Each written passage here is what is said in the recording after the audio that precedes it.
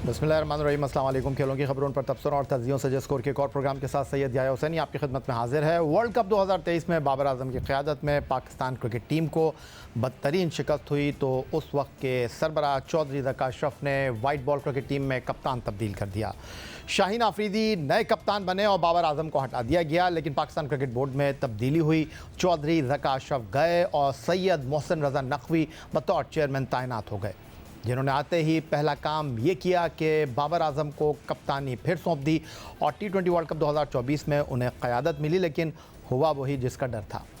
बाबर आजम की क़यादत में पाकिस्तान को अमेरिका जैसी टीम से नाकामी का सामना करना पड़ा और पाकिस्तान पहले ही राउंड से बाहर हो गया। Chairman Pakistan cricket board Syed Mohsin Raza Naqvi ने टीम में सर्जरी का बयान दिया, लेकिन महीने गुजर गए, टीम में कोई तब्दीली ना हुई। 26 अगस्त 2024 को chairman Pakistan cricket board Syed Mohsin Raza Naqvi ने प्रेस कॉन्फ्रेंस करते हुए ये बयान दिया कि पाकिस्तान क्रिकेट बोर्ड के पास डेटा नहीं है। अब वो चैंपियंस कप की सूरत में इवेंट करा रहे हैं, जिसके बाद डोमेस्टिक सतह पर बेहतरीन खिलाड़ियों का डेटा मिल जाएगा और फिर वो परफॉर्मेंस के बुनियाद पर टीम में तब्दीली करेंगे। प्रॉब्लम कहाँ पे है कि हमारे पास इस टाइम सिलेक्शन कमेटी के पास कोई बैंक मौजूद नहीं है जो बताएं कि जी ये 100 प्लेयर मौजूद है, इसमें से आप खिलाड़ियों को सिलेक्ट कर लें। अगर हम सर्जरी की बात करते थे या बाकी चीज़ें करते थे, वो इसलिए करते हैं कि हमें डेफिनेटली जहाँ पे हमारी प्रॉब्लम है उनको ठीक करना है, मगर उसके लिए जब पीछे मुड़ के देखते हैं तो हमारे पास लोग ही मौजूद नहीं हैं या वो डेटा मौजूद नहीं है जिसके तहत हम कहें कि अच्छा ये 4 खिलाड़ी रिप्लेस अगर करने तो ये 10 की लिस्ट है या 25 की लिस्ट है। वो बिल्कुल निज़ाम दरम बरम था। ये चैम्पियंस कप जो हो रहा है इसके में हमारे पास टैलेंट बहुत अच्छा आएगा, हमारे पास रिकॉर्ड मौजूद होगा, उसके बाद जिसको जिस तरह करना होगा हम कर लेंगे। सर्जरी का मसला ये कि आपके पास सारे टूल मौजूद होने चाहिए, सारी चीज़ मौजूद होनी चाहिए। हमारा इंशाल्लाह ताला एक दफ़ा चैम्पियंस कप हो जाए, हमारे पास रिकॉर्ड सारा मेंटेन हो जाए। कुछ था कुछ नहीं था, बहुत सारे प्लेयर्स थे जो बहुत अच्छे खिलाड़ी थे बट वो ऑन बोर्ड नहीं थे, लिस्टों में नहीं थे, तो उसका बेस्ट हल यही है, ये डोमेस्टिक क्रिकेट हमारी इससे बहुत स्ट्रॉन्ग होगी। हमारे पास एक प्लेयर्स का 150 प्लेयर्स का पूल मौजूद होगा, उसके बाद जिसकी सर्जरी होनी है, जिसने आना है जाना है, वो सिलेक्शन कमेटी बड़े आराम से कर लेगी। पाकिस्तान क्रिकेट बोर्ड के चेयरमैन सैयद मोहसिन रज़ा नकवी ने चैंपियंस कप से नए टैलेंट को कौमी टीम में शामिल करने का बयान 26 अगस्त को दिया, जब पाकिस्तान को पहली मरतबा बांग्लादेश के हाथों पहले टेस्ट में नाकामी हुई और इसके बाद बांग्लादेश ने दूसरा टेस्ट जीतकर भी सीरीज़ में क्लीन स्वीप किया। चैंपियंस कप शुरू हुआ और सबको ये उम्मीद थी कि इंग्लैंड के खिलाफ टेस्ट सीरीज़ में चैंपियंस कप के परफॉर्मर बनेंगे टीम का हिस्सा, लेकिन ऐसा हुआ नहीं। 7 अक्टूबर से इंग्लैंड के खिलाफ पहले टेस्ट के लिए पाकिस्तान क्रिकेट बोर्ड ने जिस टीम का ऐलान किया उसमें चैंपियंस कप 2024 के परफॉर्मर कामरान गुलाम ड्रॉप कर दिए गए। कामरान गुलाम चैंपियंस कप के टॉप स्कोरर बैटर हैं, जिन्होंने 2 सेंचुरियाँ स्कोर की। उनके साथ फास्ट बॉलर मोहम्मद अली भी टेस्ट टीम से ड्रॉप कर दिए गए। अलबत्ता बांग्लादेश के खिलाफ दूसरे टेस्ट में इंजर्ड होने वाले खुर्रम शहजाद की जगह बाएं हाथ के स्पिनर नोमान अली को बतौर स्पिनर शामिल कर लिया। जिस दिन यानी 7 अक्टूबर को पाकिस्तान और इंग्लैंड के दरमियान मुल्तान टेस्ट के पहले दिन का खेल होगा, इसी रोज़ नोमान अली अपनी 38वीं सालगिरह का केक काटेंगे। नोमान अली चैंपियंस कप में डॉल्फिन्स के लिए सिर्फ 1 मैच खेले और उन्होंने 76 रन की पिटाई बर्दाश्त की। इसके बाद उन्हें एक भी मैच नहीं खिलाया गया। ऑलराउंडर आमिर जमाल की कौमी टीम में वापसी हो गई है। इसके अलावा टीम में कोई तब्दीली नहीं हुई। कप्तान भी वही है, सीनियर क्रिकेटर भी और चैंपियंस कप में परफॉर्म न करने वाले खिलाड़ी भी स्क्वाड का हिस्सा हैं। अपने तेज़ रफ्तार बॉलिंग से पैंथर को फाइनल तक पहुंचाने वाले मोहम्मद हसनैन भी सेलेक्टर्स को मुतासर ना कर सके। उनके साथ साथ जहांदाद खान, जिन्होंने 10-10 शिकार किए, वो भी अपनी सलाहियतों से सेलेक्टर्स को ना भाए।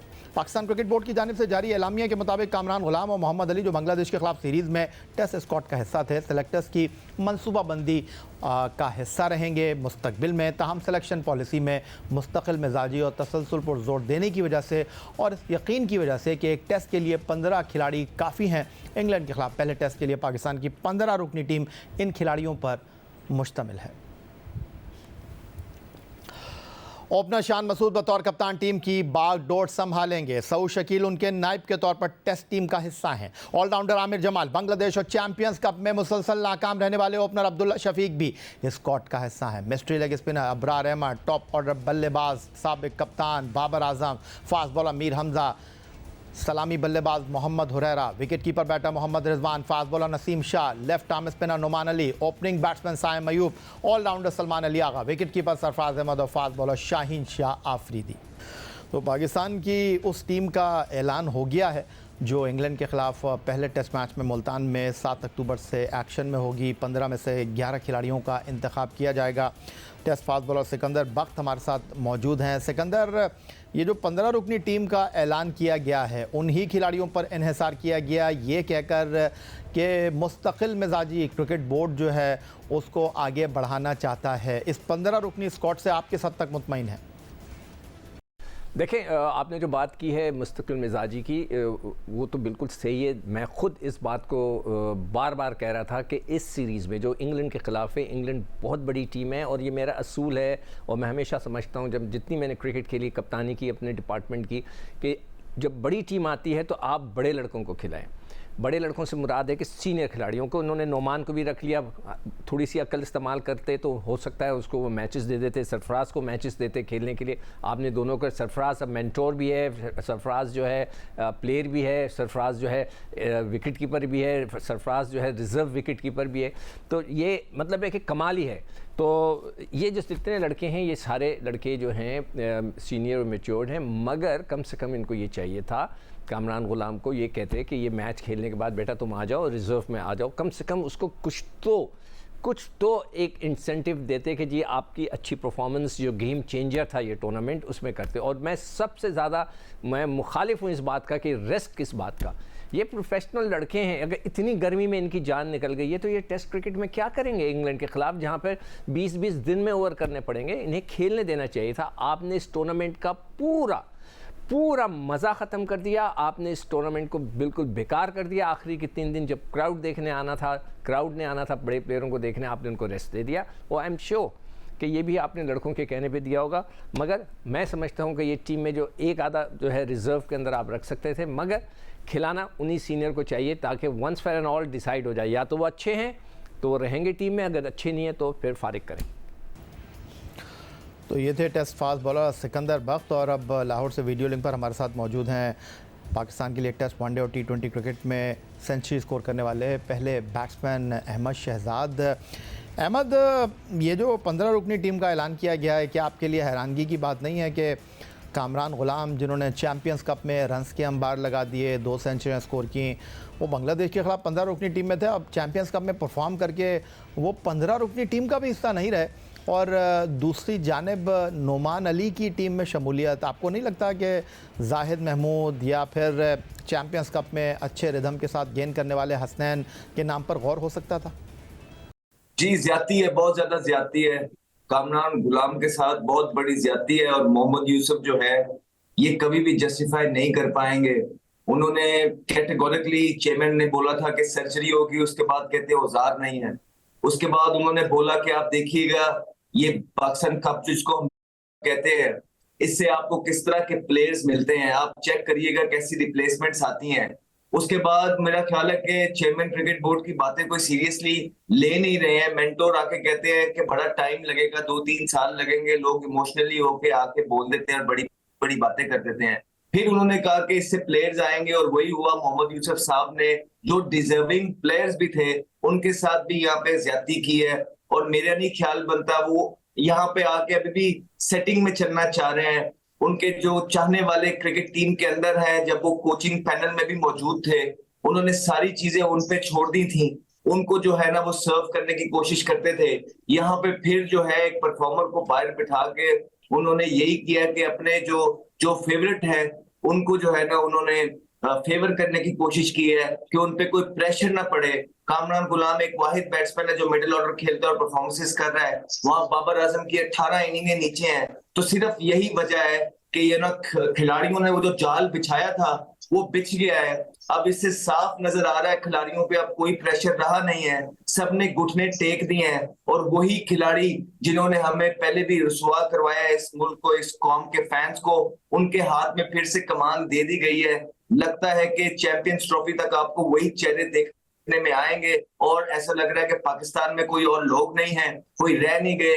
यही ये जाल था जो इन्होंने बिछाया था और अब बाद में ये आ गया कि पाकिस्तान के पास कोई प्लेयर नहीं है। तो आपने पूरे प्लान के साथ मिलके पूरे का पूरा कुंभा लेके आए थे और आपने पाकिस्तान की क्रिकेट को जो है ना कैप्चर कर लिया है। बहुत शुक्रिया आपका। अहमद शहजाद हमारे साथ मौजूद थे। पाकिस्तान क्रिकेट बोर्ड की सिलेक्शन कमेटी ने इंग्लैंड के खिलाफ 7 अक्टूबर से मुल्तान में शुरू होने वाले पहले टेस्ट मैच के लिए 15 अरकान के नामों का ऐलान कर दिया है, जिसमें कि 11 रुकनी टीम का इंतखाब होगा। मिलते हैं एक ब्रेक के बाद।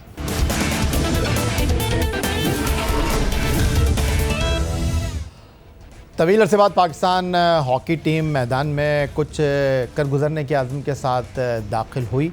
विक्ट्री स्टैंड तक पहुंचने के लिए सरतोड़ कोशिश करती नज़र आ रही है और यही वजह है कि अज़लान शाह हॉकी टूर्नामेंट में Pakistan hockey team runners up रही और चीन में खेली जाने वाली Asian champions trophy hockey tournament में पाकिस्तान हॉकी टीम ने जनूबी कोरिया को तीसरी पोजीशन के मैच में 2 के मुकाबले में 5 गोल से शिकस्त देकर ब्रॉन्ज मेडल अपने नाम किया। मजमूई तौर पर पाकिस्तान हॉकी टीम ने इवेंट में 6 मैच खेलकर 3 जीते, 2 में उसे नाकामी का सामना करना पड़ा और 2 मैच बराबरी पर ख़त्म हुए। सेमीफाइनल में चीन से मुकाबला बराबर खेलने के बाद पेनल्टी शूट आउट पर पाकिस्तान को नाकामी का सामना करना पड़ा और ये वो शोबा है जहां पाकिस्तान हॉकी टीम कवानीन तब्दील होने के बाद से अच्छा परफॉर्म नहीं कर सकी है। मगर तीसरी पोजीशन के मुकाबले में पाकिस्तान हॉकी टीम ने अच्छा परफॉर्म करके ब्रॉन्ज मेडल जीत लिया। दूसरी जाने पाकिस्तान हॉकी टीम ने इन दोनों इवेंट्स में कामयाबी समेटकर ख़ुद को बेहतर साबित करने की कोशिश तो की है, लेकिन ये भी हकीकत है कि इन इवेंट्स में टॉप यूरोपियन टीमें शामिल नहीं थीं, जिनमें नीदरलैंड, जर्मनी, इंग्लैंड, बेल्जियम और ऑस्ट्रेलिया जैसी टीमों का नाम काबिल ज़िक्र है। और इस वक्त वीडियो लिंक पर लाहौर से हमारे साथ मौजूद हैं पाकिस्तान हॉकी टीम के साबिक कप्तान, 1994 सिडनी वर्ल्ड कप की विनिंग टीम के खिलाड़ी ओलंपियन ताहिर ज़मान, जो कि 1992 में बार्सिलोना में होने वाले ओलंपिक गेम्स में जहां पाकिस्तान हॉकी टीम ने आखिरी बार ब्रॉन्ज मेडल हासिल किया, उस टीम के भी आप हिस्सा थे। फिर 2002 में कॉमनवेल्थ गेम में पाकिस्तान हॉकी टीम के लिए बतौर कप्तान आपने खिदमत अंजाम दी। आजकल इंटरनेशनल हॉकी फेडरेशन के एजुकेटर एंड ट्रेनर के ओहदे पर आप काम कर रहे हैं और पाकिस्तान हॉकी फेडरेशन ने Asian champions trophy hockey tournament में बतौर हेड कोच आपकी खिदमत हासिल की। पाकिस्तान हॉकी टीम के लिए बतौर स्ट्राइकर 252 बैनुल-अक़वामी मुकाबलों में ओलंपियन ताहिर ज़मान ने 134 गोल करने का एज़ाज़ अपने नाम किया है। खुशामदीद कहूँगा ताहिर आपको आज के इस प्रोग्राम में। और सबसे पहले मैं ये जानने की कोशिश करूँगा कि ये जो टास्क आपको मिला Asian champions trophy hockey tournament से पहले आपको ख़ुद नहीं मालूम था कि पाकिस्तान हॉकी टीम के साथ आप जा रहे हैं, क्योंकि रोलन ऑल्टमन्स के हवाले से ये खबरें आ रही थी कि उनको पाकिस्तान हॉकी टीम को चाइना में ज्वाइन करना है। तो आपका तजुर्बा कैसा रहा पाकिस्तान हॉकी टीम के साथ? जी, सबसे पहले बहुत शुक्रिया याया भाई, thanks for having me on the show. ये एक मुश्किल फ़ैसला था और बड़ा सख्त फ़ैसला था, दूसरे लफ्ज़ों में मैं ये कहूँ, लेकिन मुझे ऐसा लगा कि शायद इस वक्त ज़रूरत है पाकिस्तान हॉकी को। और टू बी वेरी ऑनेस्ट, काफ़ी अरसे से बाहर दूसरे मुल्कों में काम करते करते अब ये सोच ज़्यादा स्ट्रॉन्गली जो है वो कहीं ना कहीं मुझे इस चीज़ के ऊपर उकसा रही थी कि मुझे पाकिस्तान की हॉकी में कंट्रीब्यूट करना चाहिए। सो एनीवेज, मैंने I just take up this challenge और मैंने कोशिश की कि जो मौजूदा हालात हैं उसमें प्लेयर्स को सिर्फ उन्हीं लाइंस के ऊपर गाइड करूं जिनकी उनको ज़रूरत है, कुछ ज़्यादा चेंजेस ना करूं। और अल्टीमेटली मैं ये कहूँगा कि ब्रॉन्ज मेडल जो इस एशियन चैंपियंस ट्रॉफी में हासिल कर लेना एक अच्छी परफॉर्मेंस को इंडिकेट कर दिया खिलाड़ियों की। ओलंपियन ताहिर ज़मान साहब, आपने वेलफेयर की बात की, पाकिस्तान हॉकी टीम के खिलाड़ियों की एक बहुत ही अहम मौजू है और मैं ये नहीं कहूँगा कि इस चीज़ से आपका बराह रास्त ताल्लुक़ नहीं है, क्योंकि अब आप पाकिस्तान हॉकी टीम के हेड कोच हैं, तो बहरहाल इन चीज़ों का आपसे बराह रास्त ताल्लुक़ है। अगर आपके खिलाड़ी आसूदा होंगे तो आप उनसे पूरी जो है वो मेहनत करवा सकेंगे, लेकिन अगर खिलाड़ी जो हैं अपने डोमेस्टिक मसाइल में उलझे रहेंगे, उनकी तवज्जो अपनी नौकरी की तरफ होगी, तो आप कैसे उनको मोटिवेट करेंगे, ये एक बड़ा सवाल है। मैं ये नहीं कह रहा कि पाकिस्तान हॉकी फेडरेशन के जो सरबराह बुगटी साहब हैं, उन्होंने जब आप लोगों ने तीसरी पोजीशन हासिल की, $100 हर खिलाड़ी के लिए जब ऐलान किया इनाम का, तो बड़ी हैरानगी हुई कि यहाँ पर पाकिस्तान हॉकी टीम के खिलाड़ियों को बमुश्किल जो है वो $100 इनाम के तौर पर दिए जा रहे हैं। डेली अलाउंस के तौर पर ख़बरें आई कि उनके नाम पर स्पोर्ट्स बोर्ड से जो है वो $150 से $200 लिए जाते हैं। उनके हाथ में गैर मुल्की दौरे पर 20,000 रुपये थमा दिए जाते हैं। अब आप मुझे बताइए कि $200 इज़ इक्वल टू कुछ 60,000 रुपये बनते हैं और खिलाड़ियों को आप 20,000 रुपये दे रहे हैं। मैं ये नहीं आपसे पूछ रहा कि वो 40,000 रुपये किसकी जेब में जा रहे हैं, लेकिन आप इनके कमांडर हैं, आप के ये जो सिपाही हैं, अगर इनके ही मामलात हल नहीं होंगे तो मामलात कैसे आगे चलेंगे? आपने इस चीज़ को एड्रेस किया है पाकिस्तान हॉकी फेडरेशन को कि भाई आप मेरे खिलाड़ियों को, और सितम ज़रीफ़ी ये है कि आपके खिलाड़ियों का कोई मैच फीस तो है नहीं, आपके खिलाड़ियों को $100 बेचारे बमुश्किल मिलते थे, वो भी अब पाकिस्तानी रुपये में कर दिए गए हैं। फिर सितम ज़रीफ़ी ये है कि जिस दिन आपका मैच नहीं होता उस दिन वो $100 भी आपको मिलते नहीं हैं। तो अगर आप अमेरिका गए हैं, लंदन गए हैं और लोग समझ रहे हैं यार पाकिस्तान हॉकी टीम के तो बड़े मज़े हैं, तो बेचारे होटल से बाहर निकलने का सोच भी नहीं सकते। बाहर निकलेंगे तो पैसे खर्च करने पड़ेंगे, उनकी जेब में डॉलर तो है ही नहीं, वो तो आपने पाकिस्तानी रुपये थमा दिए उनको।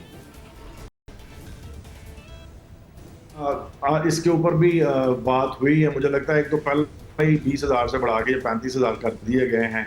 जो नहीं, मेरा सवाल ये ओलंपियन ताहिर जमान साहब, क्यों 35,000 रुपए कर दिए गए? जब आप स्पोर्ट्स बोर्ड से 150 या $100-200 ले रहे हैं, वो क्यों नहीं दे रहे आप खिलाड़ियों को? ये आप बात कीजिए ना फेडरेशन से। ये बात पहले भी हो चुकी है, आप बिल्कुल सही कह रहे हैं, और मैं आपको यकीन दिलाता हूँ इसके ऊपर दोबारा से इसके ऊपर हमने बात की है और इसको इंशाल्लाह यकीनी बनाएंगे। प्लेयर्स की आसूदगी के बगैर कुछ मुमकिन नहीं है, आप बिल्कुल सही कह रहे हैं, ये बहुत जरूरी है क्योंकि मिसलिनियस में टूर के ऊपर पैसे बहुत कम होते हैं, तो लड़के चाह रहे थे कि उनको अभी कभी कुछ ना कुछ मिल जाए, तो इसीलिए वहां पे उन्होंने कहा जी जो भी है वो आप हमें अनाउंस कर दें यहाँ पे। तो उस वक्त ये प्रेसिडेंट साहब ने फौरन उनको $100 दे दिए कि चलें कुछ कॉफी पी लें या कुछ लेनी है छोटी मोटी चीज तो ले लें। लेकिन इसमें कोई शक नहीं है, मैं हमेशा हामी रहा हूँ इस चीज का या भाई कि प्लेयर्स वेलफेयर पे काम करना होगा, उनकी मेडिकल इंश्योरेंस, उनके सेंट्रल कॉन्ट्रैक्ट्स, उनके अलाउंसेस हों, उनके लिए प्रोफेशनल लीग्स का इनकाद हो, पाकिस्तान में हो। हम कहते हैं, मैं तो ये इस चीज़ का भी हामी हूँ, फेडरेशन से बात भी की है, दोबारा भी करूँगा कि बाहर के मुल्कों में भी अगर उन्होंने लीग खेलने जाना है तो हम अपने डोमेस्टिक कैलेंडर को इस तरह मुरतब करें कि जब बाहर अच्छे मुल्कों में लीग हो रही हो तो हमारी डोमेस्टिक एक्टिविटीज़ कम से कम हो, ताकि हम उन प्लेयरों के लिए खुद फेडरेशन के प्लेटफॉर्म से बाहर लीग का इनकाद करें, ताकि उनको महसूस हो कि हम उन लोगों के ख्याल करते हैं, हमें उनकी ज़रूरत है और वी केयर अबाउट देम। तो ऐसे प्लान्स हैं जो हमने डिस्कस किए हैं। जरूरत इस चीज की है कि इनको बेहतर से बेहतर अंदाज में बैठकर दोबारा से डिस्कस करके फाइनलाइज करें और इसके ऊपर इंशाल्लाह इनको अमली जामा पहनाएं। प्लेयर्स की वेलफेयर पे काम करना होगा, इस चीज को बड़े अच्छे तरीके से बांप लिया गया है, महसूस कर लिया गया है, और मुझे उम्मीद है इंशाल्लाह कि प्लेयर्स की वेलफेयर पे काम करेंगे ताकि प्लेयर्स जो है अपनी मुआशी जो उनकी कह लें कि जो उनके मुश्किलात हैं उनसे वो बिल्कुल उनकी फिक्र नहीं होनी चाहिए बिल्कुल किसी किस्म की, वो बेफिक्र होकर सारी तवज्जो अपनी हॉकी के ऊपर दें, और ये बहुत जरूरी है और इंशाल्लाह हम इसको जरूर अमली जामा पहनाएंगे। अच्छा, ओलंपियन ताहिर जमान साहब, मैं पाकिस्तान हॉकी फेडरेशन की सियासत, ओलंपियन के दरमियान चप खलिश, ये गुफ्तगू नहीं करना चाह रहा। आज आपकी मौजूदगी का मैं फ़ायदा उठाऊंगा क्योंकि आप पाकिस्तान हॉकी फेडरेशन की इस वक्त हेड कोच की हैसियत से बागडोर संभाले हुए हैं। आपको एक लंबा रन मिलना चाहिए। आप जो पाकिस्तान हॉकी फेडरेशन को प्लान दें, पाकिस्तान हॉकी फेडरेशन को आपके साथ ईमानदारी के साथ बात करनी चाहिए कि ये चीज़ हम कर सकते हैं, ये चीज़ हम नहीं कर सकते। आपको फेडरेशन के मामलात में बिल्कुल नहीं पड़ना चाहिए, मैं इत्तेफाक करता हूँ, लेकिन खिलाड़ियों की वेलफेयर हो गई, पाकिस्तान हॉकी टीम के टूर्स हो गए, ये बड़ी इंपॉर्टेंट चीज़ें हैं। अब मैं आपसे एक बात करना चाह रहा हूँ आपकी मौजूदगी का फ़ायदा उठाते हुए, और वो ये है कि ये फेडरेशन जो है हमारी, चाहे पुरानी हो चाहे नहीं हो, उनको बड़े मसाइल रहते हैं कि जी हमारे खिलाड़ी लीग खेलने के लिए चले गए। भाई यहाँ पर खिलाड़ियों के पास नौकरी नहीं है। आप तो कोशिश करें कि जितने ज़्यादा से ज़्यादा आपके खिलाड़ी गैर मुल्की लीग खेलने के लिए जाएं, फिर आप उनको कैंप के नाम पर पाकिस्तान बुला लेते हैं। आप तो उनको इस बात की श्योरिटी दें, आप लीग खेलें, आप अपनी फ़िटनेस हमें बता दें, आप डायरेक्ट जो है हम जहाँ खेलने के लिए जा रहे हैं आप वहाँ टीम को ज्वाइन कर लें, और इस तरह आपके पास बैकअप तैयार हो सकता है कि एक तो खिलाड़ियों को माली आसूदगी मिलेगी और आपको नए खिलाड़ी मिलेंगे। ये एक अच्छी कॉम्बिनेशन नहीं बन सकती क्योंकि यहाँ पर तो आपको पता है पैसे का रोना चलता रहेगा। आपने भी जैसे बात की कि हम लीग करा लेते हैं, भाई यहाँ पर तो पाकिस्तान हॉकी फेडरेशन के पास बस के किराए के पैसे नहीं हैं। हम जहाज़ में बैठने की बात कर रहे हैं, लीग की बात कर रहे हैं, हाई परफॉर्मेंस सेंटर बनाने की बात कर रहे हैं, तो यहाँ पर बेबी स्टेप लेने की ज़रूरत है ताकि पाकिस्तान हॉकी जो है वो चलती रहे। यहाँ पर डोमेस्टिक कैलेंडर ही ख़त्म हो गया पाकिस्तान हॉकी का।